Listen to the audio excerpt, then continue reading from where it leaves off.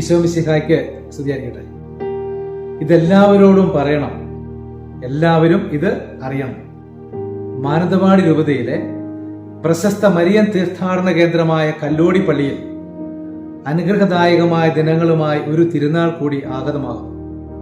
തലമുറകൾക്ക് ദൈവകാരുണ്യത്തിന്റെ ആശാകേന്ദ്രമായി പറഞ്ഞാൽ തീരാത്ത അനുഗ്രഹങ്ങളുമായി പ്രശോഭിക്കുന്ന കല്ലോടിയുടെ പുണ്യമണ്ണിൽ അനുഗ്രഹദായകമായ തിരുനാൾ ആഘോഷങ്ങൾക്ക് തിരിതെളിയുന്നു. ദൈവത്തിന് നമുക്ക് നന്ദി പറയാം. ദൈവാനുഗ്രഹത്തിന്റെ ആകാശ കുടച്ചുവട്ടിൽ സ്വന്തം വിയർപ്പിൽ കുഴച്ചെടുത്ത മണ്ണിൽ കുടിയേറ്റക്കാർ ഹരിതമോഹങ്ങളുടെ വിശ്വാസമുതിർത്തപ്പോൾ ഉയർത്ത ദേശത്തിന്റെ പേരാണ് കല്ലോടി.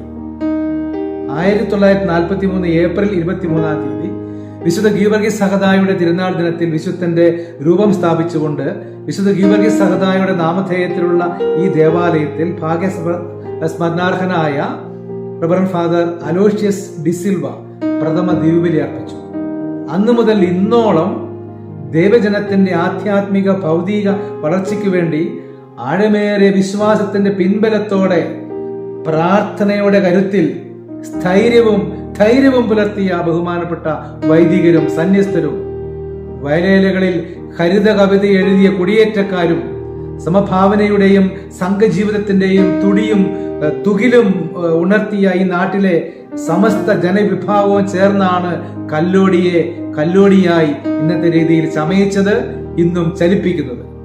കല്ലോടിയിലെ കുടിയേറ്റ ജനതയുടെ ചരിത്രം ദൈവാനുഗ്രഹത്തിന്റെ 82 വർഷങ്ങൾ പിന്നിടുകയാണ്. ദൈവത്തിന് നമുക്ക് നന്ദി പറയാം. പരിശുദ്ധ അമ്മയുടെയും വിശുദ്ധ ഗീവർഗീസ് സഹദായുടെയും പ്രത്യേക മധ്യസ്ഥതയിൽ കല്ലോടി കൃപാസമൃദ്ധിയിൽ അനുഗ്രഹീതമാണ്. വിവിധ മേഖലകളിൽ ആത്മീയ, രാഷ്ട്രീയ, കലാ, സാംസ്കാരിക, സാമ്പത്തിക വികസന രംഗങ്ങളിലെല്ലാം കല്ലോടി ഒരുപാട് മുന്നേറിയിട്ടുണ്ട്. പക്ഷേ ഇനിയും ഒത്തിരി കാര്യങ്ങൾ നേടാനായിട്ടുണ്ട്. ഏറെ ദൂരം സഞ്ചരിക്കാനുണ്ട്. പൂർവ്വപിതാക്കളുടെ സ്വപ്നങ്ങൾ ഇനിയും സാക്ഷാത്കരിക്കുവാനായിട്ട് ഏറെയുണ്ട്.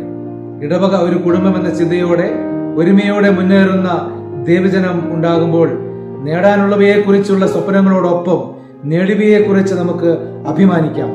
ഈ അഭിമാനത്തിൽ ഊറ്റം കൊള്ളുന്നതിനേക്കാൾ ദൈവത്തിന് നന്ദി പ്രകാശിപ്പിക്കുവാൻ നമുക്ക് കഴിയണം. അനുഗ്രഹദായകമായ പരമകാരുണികന്റെ മുമ്പിൽ നമുക്ക് ശിരസ് നമിക്കാം. ഈ ഇടവകയെ കാലാകാലങ്ങളിൽ ആത്മീയമായ ശക്തമായ നേതൃത്വം നൽകി കാലയവനികയ്ക്കുള്ളിൽ മറഞ്ഞവരും വിശ്രമജീവിതം നയിക്കുന്നവരുമായ എല്ലാ അഭിമന്യ പിതാക്കന്മാരെയും ബഹുമാനപ്പെട്ട വൈദികരെയും സമർപ്പിതരെയും നന്ദിയോടെ പ്രാർത്ഥനാപൂർവ്വം നമുക്ക് അനുസ്മരിക്കാം. ഇന്നോളമുള്ള ഇടവകയുടെ വളർച്ചയിൽ വികാരിച്ചന്മാരോടൊപ്പം തോളോട് തോൾ ചേർന്ന് പ്രവർത്തിച്ച കൈക്കാരന്മാർ, കമ്മിറ്റി അംഗങ്ങൾ, മതാധ്യാപകർ, ഭക്തസംഘടനാ പ്രവർത്തകർ, ദൈവജനം, മറ്റുപകാരികൾ എല്ലാവരെയും നമുക്ക് നന്ദിയോടെ ഓർക്കാം. എന്തുകൊണ്ട് ഇടവക ജനം ഈ ആലയത്തിൽ ഒന്നു ചേർന്ന് നന്ദി പ്രകാശിപ്പിക്കണമെന്ന് 2 മക്കാബയർ 5-ാം അധ്യായം 19 മുതൽ 20 വരെയുള്ള വചനങ്ങൾ നാം കാണുന്നുണ്ട്. കർത്താവ് സ്ഥലത്തിനു വേണ്ടി ഒരു ജനത്തെ തിരഞ്ഞെടുക്കുകയല്ല, ജനത്തിനു വേണ്ടി ഒരു സ്ഥലം തിരഞ്ഞെടുക്കുകയാണ്. എന്തെന്നാൽ ആ ജനത്തിന്റെ കഷ്ടതകളിലും സന്തോഷങ്ങളിലും ആ സ്ഥലവും പങ്കുചേരുന്നു. ഇത് ദൈവം ഒരുക്കിയ അനുഗ്രഹത്തിന്റെ സ്ഥലമാണ്.